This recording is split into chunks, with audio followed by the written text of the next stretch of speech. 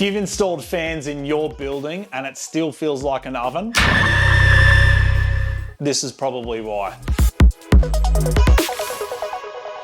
Most industrial spaces build up heat throughout the day. That heat rises and accumulates throughout the day, and if there's no way for it to escape, that temperature increases at roof height and starts to impact all the layers of air within the building, increasing internal temperatures sometimes between 5 and 8 degrees hotter inside than outside in the shade. If we add products like large diameter ceiling fans or other internal air movement fans to try and force air around, what ends up happening is that all that heat that is accumulating inside gets forced down and circulated around the space, making it feel like a fan-forced oven.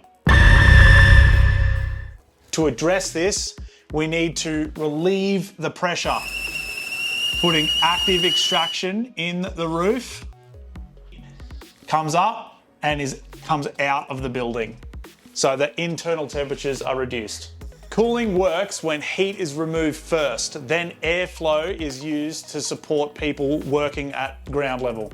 Cooling isn't just about moving air, it's about removing heat. So if you want to understand how your building is actually performing, start with airflow and ventilation, not just fans.